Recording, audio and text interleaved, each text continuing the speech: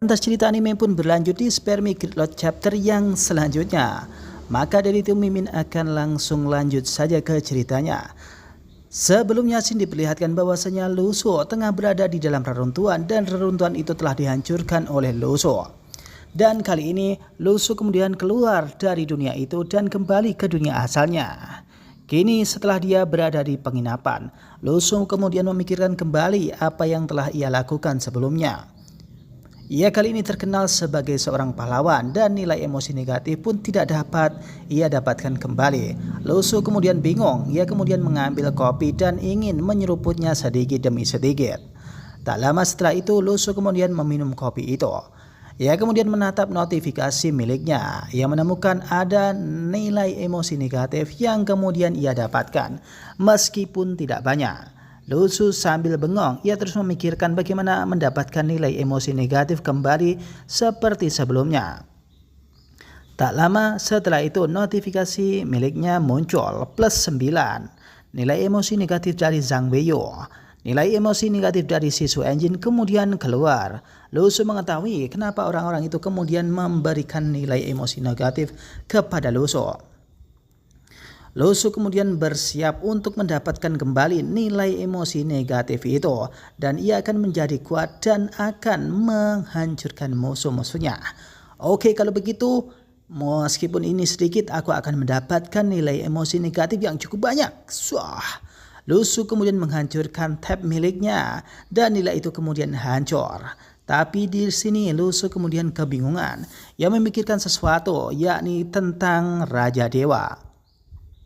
Luso kemudian beranggapan bahwasanya mungkin ia tidak akan pernah memikirkan hal itu kembali.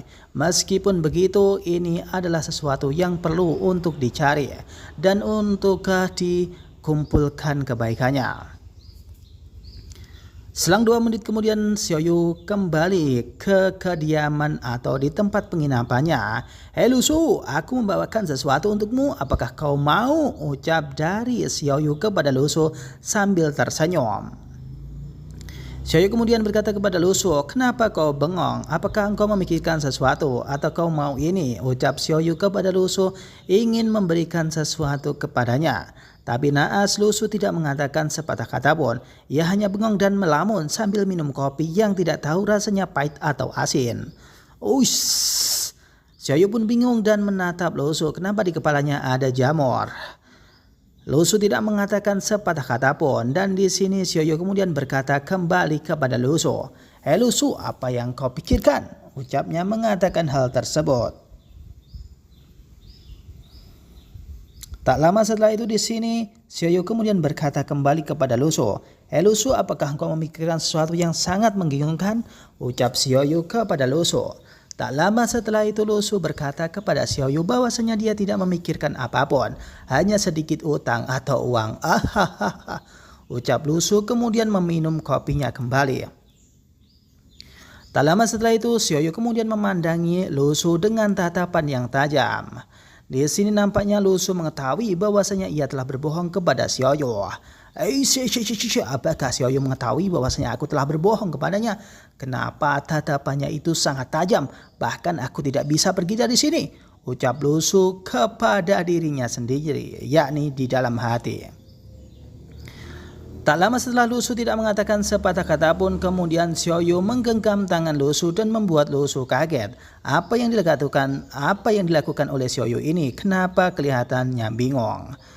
Luso kemudian memandangi Xiaoyu. Tak lama setelah itu Xiaoyu kemudian berkata kepada Luso, "Hei Luso, kau gak usah memikirkan sesuatu.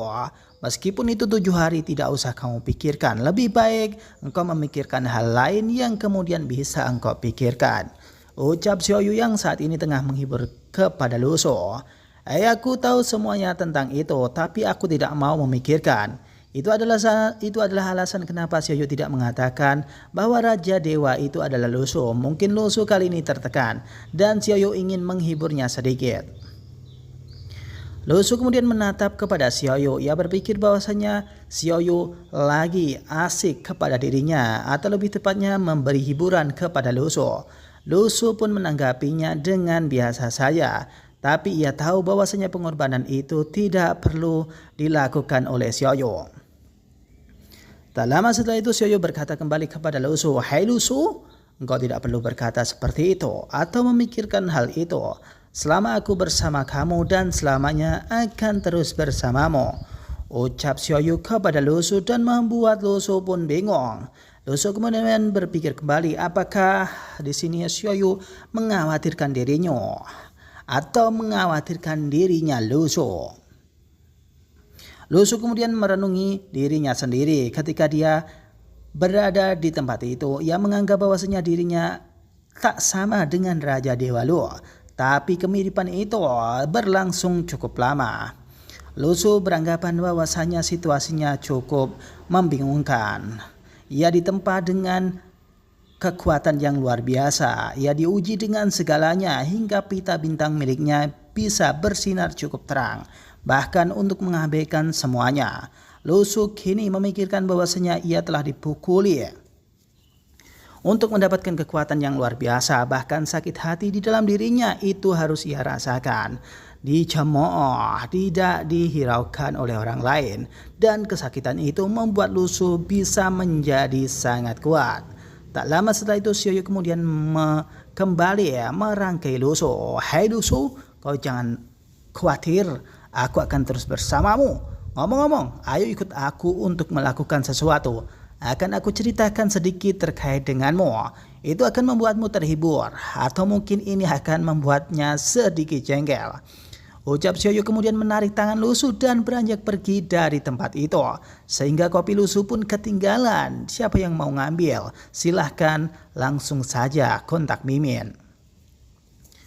Lu Su dan Xiaoyu kemudian pergi beranjak meninggalkan tempat itu. Tapi tak lama setelah itu kemudian Xiaoyu mengatakan sesuatu kepada Lu Su terkait dengan ketenaran Lu Su. Cus. Kini bunga-bunga pun sangat semerbak dan Xiaoyu ingin terus bersama dengan Lu Su. "Hai Lu Su, aku akan terus bersamamu hingga suatu saat nanti. Kita akan terus bersama," ucap Xiaoyu. Dan Xiaoyu mengatakan sesuatu kepada Lu Su agar dia tenang saja. Lu Su yang mengetahui adiknya itu sangat ingin menghibur Lu Su. Lu Su tersenyum dan mengangguk mengatakan kepada Xiaoyu, "Oke Xiaoyu," ucapnya begitu dan mereka pun beranjak untuk pergi bersama-sama. Di dalam perjalanan Xiaoyu juga mengatakan bahwasanya ia akan bersama dengan Lu Su, mungkin kali ini hingga seterusnya. Tapi ngomong-ngomong, ada sesuatu yang ingin aku sampaikan kepadamu Lu Su, ucap dari Xiaoyu berkata kepada Lu Su ingin mengatakan sesuatu yang sangat penting. Tak lama setelah itu Lu Su kemudian berhenti dan di sini Xiaoyu kemudian mengajak Lu Su. "Hei Lu Su, ngomong-ngomong, followermu cukup banyak di media sosial dan hargamu sangat tinggi. Apakah kamu mau di-endorse sesuatu? Mungkin celana dalam atau bagian dalam perempuan," ucap Xiaoyu kepada Lu Su sambil mengejek. Hal itu kemudian membuat Lu Su pun kebingungan, kenapa Xiaoyu seperti ini? Bagaimana mungkin aku di sini dikenal sebagai seorang pahlawan, tapi kenapa endorsannya seperti itu?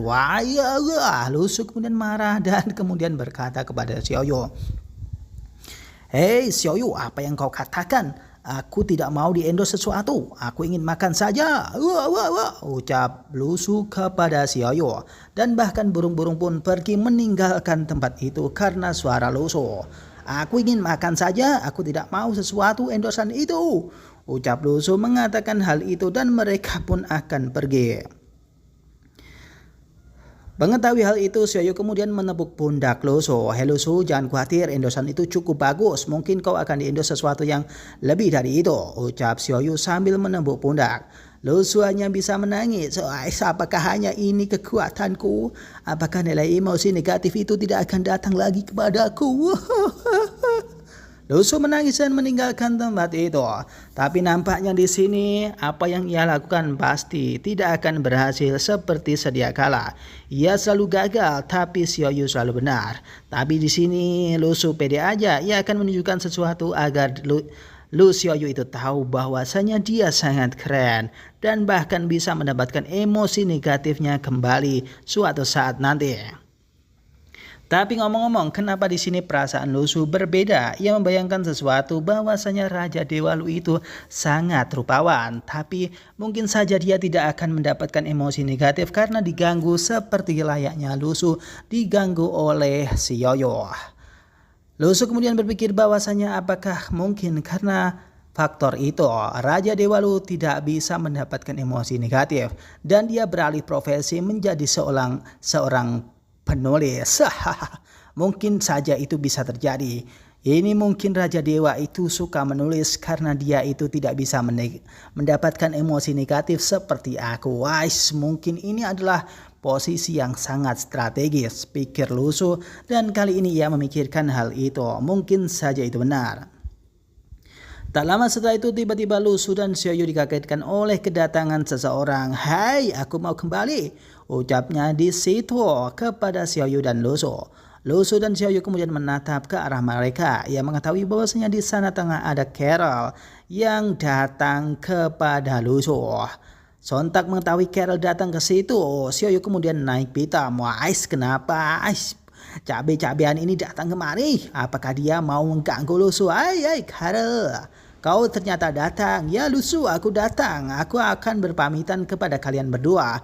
Bahwasanya aku akan pergi ke Eropa untuk kembali ke kediamanku," ucap Carol berkata kepada Lusu sembari terbang menggunakan gaun yang spesial yang ia inginkan.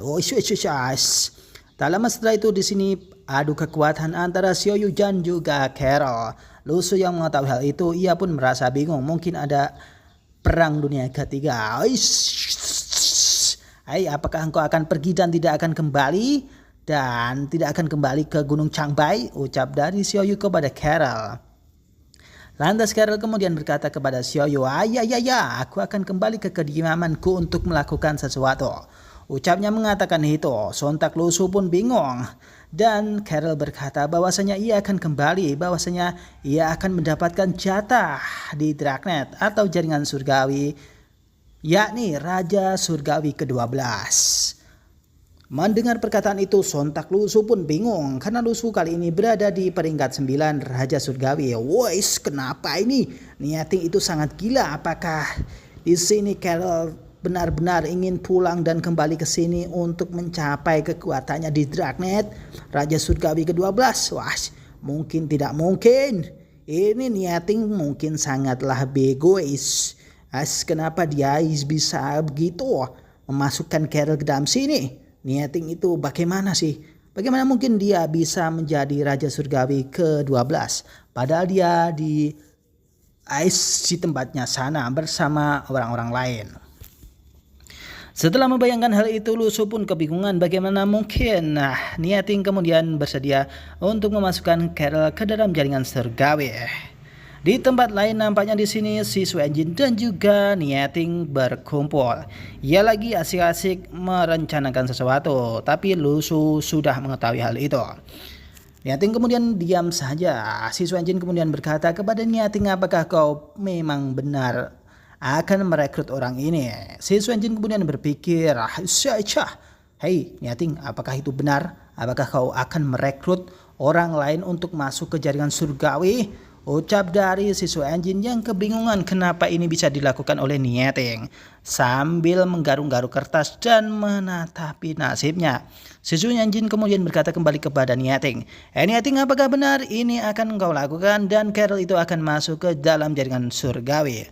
ucapnya. Niating berkata kepada si Suenjin, "Ya, mungkin dirasa ini tidak relevan, tapi mau gimana lagi ya."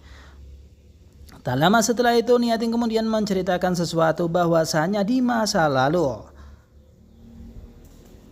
menurut pemahaman orang lain yakni Wen Zaifu dan yang lainnya atau bahkan tentara Wei, di sini Niating berkata bahwasanya mungkin ini adalah jalan yang terbaik. Menurut cerita, Carol itu adalah pendamping dari Lusu dan Xiaoyu juga pendampingnya, maka itu tidak heran ketika dia akan datang ke sini. Dan menjadi jaringan surgawi itu akan mempermudah kita sebagai jaringan surgawi. Si Suenjin kemudian berkata kembali bahwasanya apakah itu memang benar? Kalau itu benar mungkin ini bisa sesuatu yang lain. Oh ya, itu benar ucap dari Niating kepada siswa Enjin. Nampaknya di sini siswa Enjin kemudian kaget. Ia tidak mengetahui apa itu masa lalu. Ucap dari Niating. Apa kau bilang? Masa lalu dari Xiaoyu mengatakan hal itu? Itu jadi ceritanya. Masa lalu apa? Ucap dari siswa Enjin yang saat ini telah kebingungan. Tak lama setelah itu Niating kemudian mengernyitkan pikirannya dan keningnya. Ia mengatakan sesuatu cerita yang cukup banyak. Hei, ngomong-ngomong, aku dulu juga tidak percaya bahwasanya Lusu itu adalah Raja Dewa. Tapi setelah aku mendengarkan rangkaian cerita dan mengamati semuanya, kali ini mungkin itu benar. Bahkan itu bukan karya fiksi. Ucap dari Niating kepada siswa Enjin. Mendengar hal itu di sini Niating kemudian bercerita kembali bahwasanya Carol itu adalah pendamping Lusu atau pendamping dari Raja Dewa. Sementara itu Aura Pedang atau pemilik Aura Pedang itu juga pendamping dari Raja Dewa. Itu adalah kesempatan yang baik ketika mereka bergabung bersama, yakni Raja Surgawi ke-9, Raja Surgawi ke-12 dan adiknya yakni Xiaoyu. Itu akan memperkuat kita dan akan membuat kita tenang. Tapi apakah mungkin itu bisa terjadi? Ucap siswa Enjin kepada Niating. Ya, mungkin itu bisa saja. Karena kita akan mendapatkan keuntungan. Carol akan mendapatkan keuntungan, dia akan dekat dengan Lusu. Dan kita akan mendapatkan keuntungan karena kita menambah personel baru. Ucap dari Niating kepada siswa Enjin. Setelah memikirkan hal itu, nampaknya siswa Enjin cukup lega. Oke, kalau begitu kita tampung mereka. Dan kita akan lihat episode berikutnya. Ucap siswa Enjin kepada Niating yang kali ini mendapatkan personil baru, yakni Raja Surgawi ke-12. Itu sangat konyol. Mereka berdua kemudian bercerita bahwasanya itu akan kita abadikan bersama. Dan di sini mereka berdua memikirkan jalan yang menarik, yakni menampung semua orang di jaringan surgawi untuk mendapatkan keuntungan dan juga mendapatkan kekuatan. Scene diperlihatkan di tempat lain di Amerika. Nampaknya gedung-gedung tinggi yang bergelimang dengan lampu yang warna-warni. Tak lama setelah itu scene diperlihatkan di sini. Nampaknya ada seseorang kemudian melihat situasi dan kondisi. Nampaknya itu adalah gerombolan dari musuh-musuh yang bersiap untuk menghancurkan jaringan yang kuat. Seseorang di sana sambil makan sesuatu. Ia kemudian mengetahui bahwasanya di laman Foundation atau berita-berita yang telah tersebar di seluruh dunia mengatakan bahwasanya reruntuhan telah usai. Dan kini reruntuhan itu telah menjadi puing-puing. Semua orang telah kembali. Mungkin saja kekuatan Eropa juga telah kembali. Tapi nampaknya orang ini telah sekongkol dengan seseorang untuk menghancurkan jaringan surgawi. Ya, kemudian diutus dan diberi imbalan yang cukup pantas. Setelah men-scroll berita-berita itu, nampaknya orang ini bersiap untuk menargetkan seseorang. Ia mengetahui bahwasanya di sana ia telah mendapati seseorang yang segera ia incar setelah ini. Sambil membuka HP-nya, ia bersiap untuk melihat informasi di jaringan surgawi dan juga Career Foundation. Ia mengetahui bahwasanya kakek Cheng Bailey itu sangat kuat dan reruntuhan itu setelah dihancurkan, dan kali ini ia menargetkan seseorang. Oke, kalau begitu aku akan menargetkan seseorang dan kini aku akan kembali. Ucapnya mengatakan itu. Tak lama setelah itu ia kemudian mengambil sesuatu dari kantong celananya. Kekuatan seperti setelah mengambil sesuatu dari kantongnya, nampaknya ia kemudian berbicara kepada bola itu. Nampaknya bola ini seperti milik dari Duan Muhuanzi, yakni musuh Lusu di dalam dunia lain. Nampaknya orang itu terus kemudian menarikkan seseorang. Ia kemudian bersiap untuk melaksanakan tugas dari orang itu.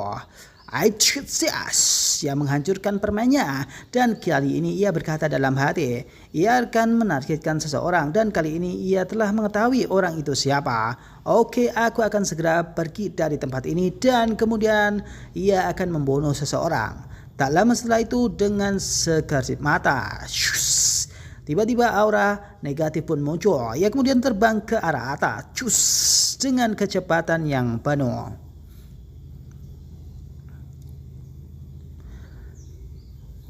Sambil terbang sebagai layaknya seorang Grandmaster peringkat pertama, ia kemudian membaca notifikasi dari Career Foundation dan dia bersiap untuk menghancurkan seseorang, yakni kakek pedang, yakni kakek kuat, tetangga Lubuso. Oke, sebelum aku menghancurkan seseorang, aku akan mulai dari tempat ini. Ucap orang itu mengatakan untuk menargetkan kakek pedang, dan cerita pun berakhir di sini. Akan dilanjut di Spermie Gridlock chapter yang selanjutnya.